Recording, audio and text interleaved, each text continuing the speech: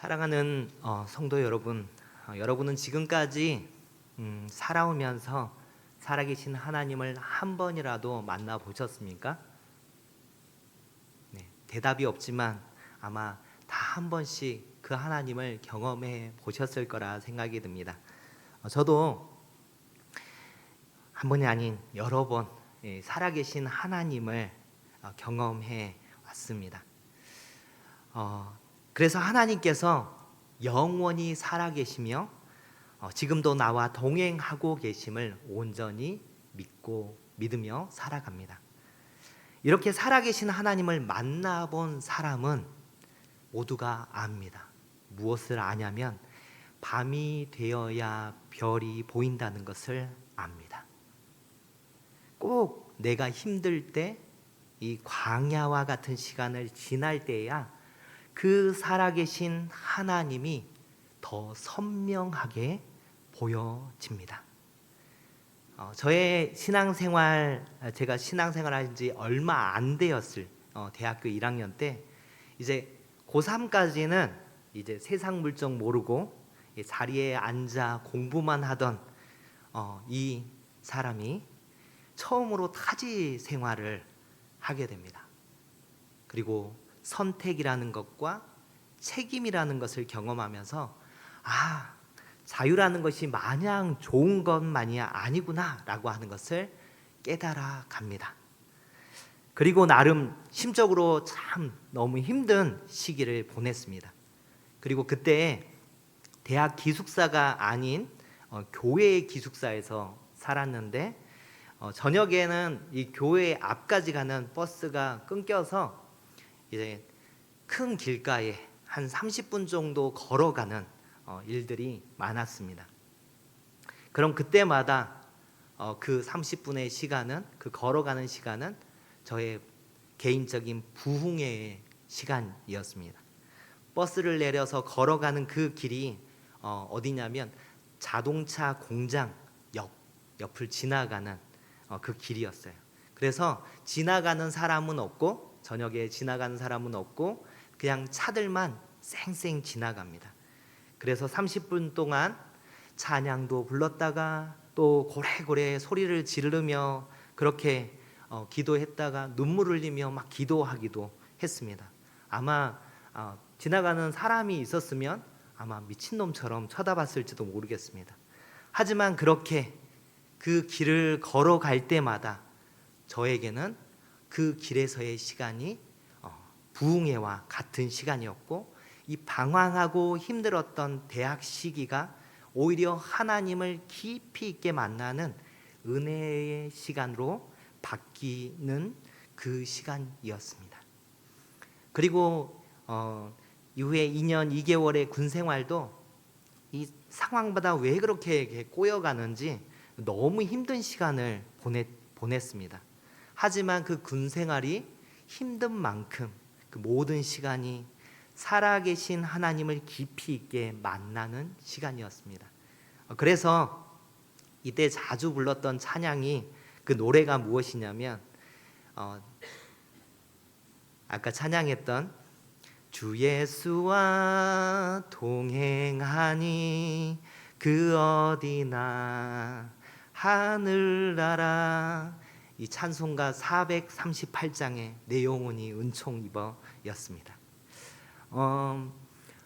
오늘부터 이 수요일마다 열왕기상 17장에서부터 이 열왕기하 10장까지 나오는 엘리사 선지자 이야기를 통해 우리 삶 속에서도 여전히 이 살아 역사하시는 하나님을 소개하려고 합니다. 선포되는 이 설교 말씀을 통해서 우리 성도님들의 삶 가운데서도 살아계신 하나님을 다시 만나며 매일매일이 우리 주님과 동행하는 은혜가 넘쳐나는 시간 되기를 소망합니다. 그러기 위해서 이 엘리야 선지자가 등장하는 이 시대 상황을 먼저 살펴볼 필요가 있는데요. 한번 이때의 상황을 많이 들어서 여러분 아시겠지만 한번 정리를 좀 해보겠습니다. 솔로몬 왕이 여러 이방 여인을 아내로 삼음으로 인해서 이스라엘의 온갖 우상이 들어오게 됩니다. 그리고 온 나라가 타락의 길로 접어들게 되죠. 그리고 결국 하나님께서 이 솔로몬의 아들 르호보암 때에 나라를 남북으로 나누십니다. 남북으로 분단이 되게 됩니다. 여기서 북이스라엘, 그러니까 첫 왕이 여로보암이죠. 여로보암으로 시작했던 이 북이스라엘이 그의 아들 여로보암 왕의 아들 나답이 왕위로 나아가는데 1년 만에 그의 신하 바아사가 쿠데타를 일으켜서 바아사가 이 왕위에 오릅니다. 그런데 바아사가 그 나라를 통치하다가 그의 아들 엘라 때에 이번에는 또 다시 그의 신하 시므리가 이 엘라를 쳐서 죽이고 왕이 됩니다. 그리고 그 뒤에 오므리가 이 시므리를 치고 또다시 왕이 됩니다. 이런 혼란의 연속 가운데 있는 이때에 왕이 된 오므리가 계속해서 왕이 되고 이 왕조를 세워가기 위해서 왕권 강화로 무엇을 행하냐면 수도를 베델에서 사마리아로 옮기게 됩니다. 또한 엄청난 일을 저지르는데 그것이 무엇이냐면 여호와 하나님을 버리고 바알신을 그 나라의 국교로 세워가는 엄청난 일을 하며 오므리 왕조를 세우려고 그렇게 여러 가지 일들을 단행해 갑니다. 그 오므리의 아들 아합 왕 때 이 엘리야 선지자가 등장하게 되는 것입니다. 그러면 성경은 이 아합의 시대를 어떻게 설명하고 있는가? 성경은 이 아합의 시대를 어떻게 설명하는지 열왕기상 우리가 읽었던 열왕기상 17장 바로 앞에 16장 29절부터 34절까지 말씀 가운데 기록하고 있습니다. 좀 길지만 우리 함께 읽어봤으면 좋겠습니다. 16장 29절부터 34절까지 말씀 우리 길지만 함께 읽겠습니다. 자, 시작. 유다의 아사 왕 제38년에 오므리의 아들 아합이 이스라엘의 왕이 되니라. 오므리의 아들 아합이 사마리아에서 22년 동안 이스라엘을 다스리니라. 오므리의 아들 아합이 그의 이전의 모든 사람보다 여호와 보시기에 악을 더욱 행하여 느밧의 아들 여로보암의 죄를 따라 행하는 것을 오히려 가볍게 여기며 시돈 사람의 왕 엣바알의 딸 에이세벨을 아내로 삼고 가서 바알을 섬겨 예배하고 사마리아에 건축한 바알의 신전 안에 바알을 위하여 제단을 쌓으며 또 아세라 상을 만들었으니 그는 그 이전에 이스라엘의 모든 왕보다 심히 이스라엘 하나님 여호와를 노하시게 하였더라. 그 시대에 베델 사람 히엘이 여리고를 건축하였는데 그가 그 터를 쌓을 때에 맏아들 아비람을 잃었고 그 성문을 세울 때에 막내 아들 수굽을 잃었으니 여호와께서 눈의 아들 여호수아를 통하여 하신 말씀과 같이 되었더라. 아멘. 성경은 어떻게 이 시대를 평가하고 있습니까? 32절에 그는 그 이전에 이스라엘의 모든 왕보다 심히 이스라엘 하나님 여호와를 노하게 하시게 하였더라 라고 하면서 이 아합 왕의 시대가 하나님 보시기에 너무 타락하고 어두운 시대임을 평가하고 있습니다. 그렇게 하는 가운데 특별히 33절에 조금 뜬금없지만 이 베델 사람 히엘이 여리고를 건축하였던 이 일이 나옵니다. 이 말을 통해서 이 사건을 통해서 무엇을 말하려고 하냐면 그들이 하나님 말씀을 알고 있었으면 여리고 건축을 하지 않았을 것입니다. 그리고 이들이 하나님의 말씀을 알았다면 맏아들 아비람을 잃었을 때, 이 히엘이 맏아들 아비람을 잃었을 때에 주변에서 이 하나님 말씀을 알려주었을 것입니다. 그런데 모르기 때문에, 알려주지 않기 때문에 누구도 그 말을 하지 않아서 결국 막내 아들 수굽까지 잃게 되는 그 사건을 이야기하고 있습니다. 말씀을 듣지 못하고 알지 못하는 어떤 시대, 말씀의 부재의 시대를 살아가고 있기에 이런 일들이 일어났다라고 성경은 말하고 있는 것입니다. 지금 아합 왕이 다스리는 이스라엘은 가장 어두운 시기를 지나고 있습니다. 국교가 바알과 아세라 숭배를 하는 이 종교로 바뀌어 버렸어요. 여호와 하나님을 믿는 사람은 오히려 잡아다 죽이는 이런 실정에까지 이르게 되었습니다. 그리고 말씀의 부재, 하나님의 말씀이 잊혀진 시대를 살아갑니다. 이렇게 이스라엘의 어두운 밤이 찾아왔을 때에 이제 별이 보이기 시작합니다.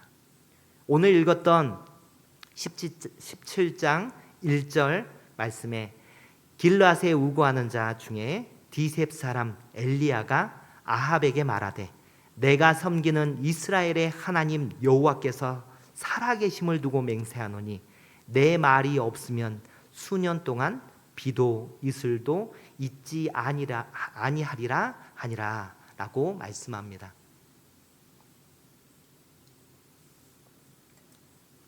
그런데 하나님께서 왜 많고 많은 사람들 중에 엘리야를 택하여 아합 왕에게 보내셨을까요? 그리고 왜 이후에 그 엘리야를 통하여서 수많은 기적과 이적을 보이시는 통로로 그를 사용하셨을까요? 우리가 그 이유를 알 때에 이후에 하나님 그 이유를 알 때에 우리 속에서 살아 역사하시는 하나님을 어떻게 만나갈 수 있는지의 비결 또한 알아갈 수 있을 것입니다. 그래서 그 첫 번째 이유, 하나님께서 왜 많은 사람들 중에 엘리야를 택하여 부르셨을까? 그 첫 번째 이유는 그가 광야를 통과한 사람이기 때문에 그렇습니다. 오늘 말씀에 엘리야를 디셉 사람이라고 소개하고 있습니다. 이 디셉은 쉽게 말하면 촌 중에 촌, 아주 깡촌을 얘기하고 있습니다. 사람들이 잘 모르는 동네예요. 그 디셉 사람 엘리야입니다. 그런데 앞에서 뭐라고 수식을 하냐면 길르앗에 우거하는 자입니다. 디셉을 사천이라고 하면은 길르앗은 경상남도입니다. 그러니까 디셉에서 태어났지만, 사천에서 태어났지만 경상남도를 계속해서 우거했다라고 말합니다. 기거한 것이 아니라, 거기에서 눌러 산 것이 아니라 나그네처럼 떠돌아 다닌 것을 우거했다라고 말하는 것입니다. 이 계속해서 길르앗을 우거하며 다녔던 그의 모습, 그의 상황을 설명하는 이 짧은 단어 속에서 그가 좋은 집안에서 편안하게 자라난 것이 아니라 인생의 광야를 거친 힘든 삶을 살아왔음을 말하고 있습니다. 신약에 가면 세례 요한을 누구라고 얘기를 하냐면 엘리야라고 표현을 합니다. 예수님께서도 마태복음 11장에서 세례 요한을 소개하면서 그가 엘리야라고 말씀하고 계십니다. 마태복음 11장 7절에서 14절까지 말씀인데요. 제가 한번 쭉 읽도록 하겠습니다. 오늘 말씀이 좀 다 깁니다. 하지만 제가 좀 읽도록 하겠습니다. 중요하니까 읽겠습니다. 예수께서 무리에게 요한에 대하여 말씀하시되 너희가 무엇을 보려고 광야에 나갔더냐? 바람에 흔들리는 갈대냐? 그러면 너희가 무엇을 보려고 나갔더냐? 부드러운 옷 입은 사람이냐? 부드러운 옷을 입은 사람은 왕궁에 있느니라. 그러면 너희가 어찌하여 나갔더냐? 선지자를 보기 위함이었더냐? 옳다. 내가 너희에게 이르노니 선지자보다 더 나은 자니라. 기록된 바 보라, 내가 내 사자를 네 앞에 보내노니 그가 네 길을 네 앞에 준비하리라 하신 것이 이 사람에 대한 말씀이니라. 내가 진실로 너희에게 말하노니 여자가 낳은 자 중에 세례 요한보다 큰 이가 일어남이 없도다. 그러나 천국에서는 극히 작은 자라도 그보다 크니라. 세례 요한의 때부터 지금까지 천국은 침노를 당하나니 침노하는 자는 빼앗느니라. 모든 선지자와 율법이 예언한 것은 요한까지니 만일 너희가 즐겨 받을진대 오리라 한 엘리야가 곧 이 사람이니라. 세례 요한이 약대 털옷을 입고 가죽띠를 띠고 이 메뚜기와 석청을 먹었기 때문에 엘리야를 닮았다, 엘리야다라고 표현한 것이 아니라 그가 광야에 외치는 자의 소리로서 주의 길을 예비하기 위해 광야에서 준비된 사람이었기에 엘리야라고 말하는 것입니다. 하나님께서는 엘리야를 광야에서 준비하셨습니다. 특공대의 훈련은 이 몸을 단련하고 여러 가지 공격 기술만 하는 것이 배우는 것이 아닙니다. 적지에 뛰어들어서 몸을 숨기고 먹을 것이 없을 때를 대비해서 살아남는 법을 배우는 훈련 또한 특공대가 해야 할 훈련입니다. 제가 월요일 날 신의 악단이라는 영화를 봤습니다. 그 영화관 안에서 찬양이 울려 퍼지는데 이 참 너무나 은혜가 되었습니다. 그 신의 악단이라는 영화를 볼 때에 나온 찬양 중에 어떤 찬양이 있었냐면 광야를 지나며라는 찬양에 이런 가사가 나옵니다. 주께서 나를 사용하시려, 나를 더 정결케 하시려 나를 택하여 보내신 그곳 광야, 성령이 내 영을 다시 태어나게 하는 곳 광야, 광야에 서 있네. 나를 훈련시켜 하나님이 준비시키는 그곳이 광야입니다. 엘리야는 광야를 통과한 사람이었습니다. 광야에서 하나님의 군사로 잘 훈련된 사람이었기에 이 어둠 가운데 하나님께서 그를 사용하십니다. 왜 하나님께서 엘리야를 택하여 보내셨을까? 두 번째 이유는 엘리야가 여호와 하나님만 경외하는 자였기 때문이었습니다. 경외라는 단어는 위험 있는 존재를 존경하면서도 두려워하는 것을 표현하는 단어입니다. 엘리야는 여호와 하나님만 경외했습니다. 그래서 아합 왕 앞에 담대히 나아가 선포합니다. 내가 섬기는 이스라엘의 하나님 여호와께서 살아계심을 두고 맹세하노니 내 말이 없으면 수년 동안 비도 이슬도 있지 아니하리라. 엘리야 선지자가 이 아합과 같은 이 포악한 왕 앞에서 머뭇거림 없이 이 하나님의 말씀을 선포할 수 있었던 것은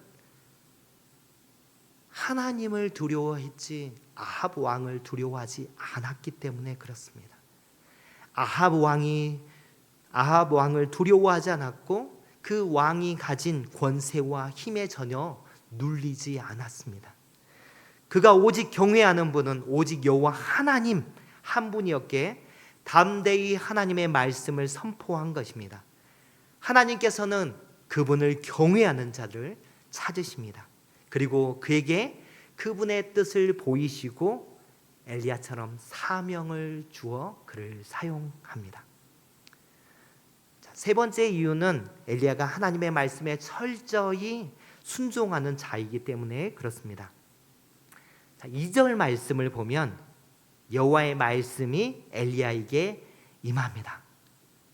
자, 그리고 3절부터 어떻게 말씀하냐면 너는 여기서 떠나 동쪽으로 가서 요단 앞 그릿 시냇가에 숨고 그 시냇물을 마시라. 내가 까마귀들에게 명령하여 거기서 너를 먹이게 하리라.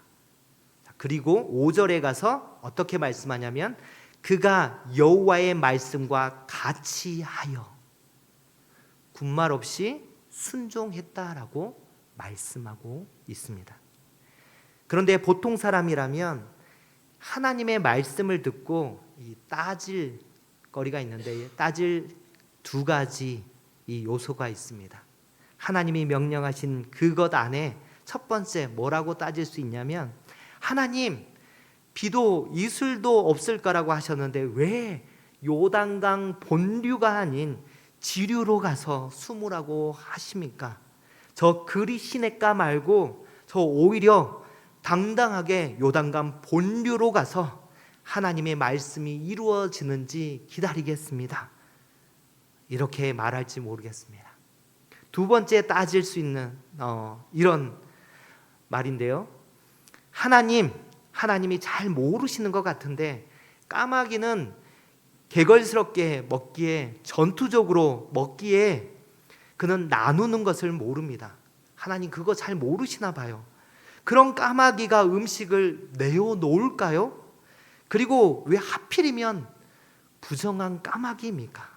다른 새로 바꿔주시면 안 될까요?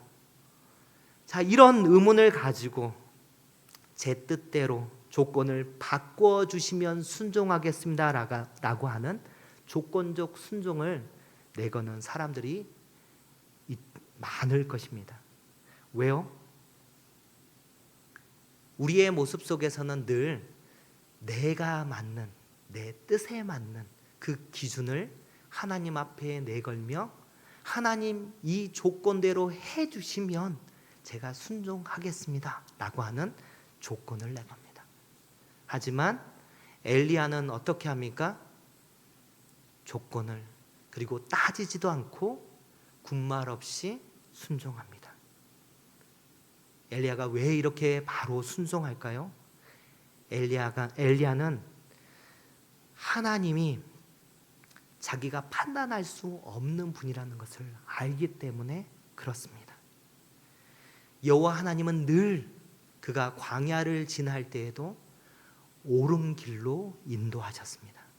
그리고 하나님께서 내가 믿는 그 하나님이 전지전능하신 하나님이고 가장 지혜로우신 분인 것을 알기 때문에 그가 만난 하나님을 온전히 믿기에 하나님의 말씀에 철저히 순종하여 나아가는 것입니다. 말씀을 마치려 합니다. 세상이 엇나가고 더욱 어두워져 갈 때 하나님을 만난 사람들은 그런 세상 가운데서 빛을 내며 살아갑니다. 엘리야가 그런 사람이었습니다. 그는 하나님의 훈련 가운데 광야를 통과한 사람이었고 여호와 하나님만 경외하는 사람이었으며 하나님의 말씀에 철저히 순종하여 살아갔던 사람이었습니다. 세상은 더욱더 어두워져 갑니다.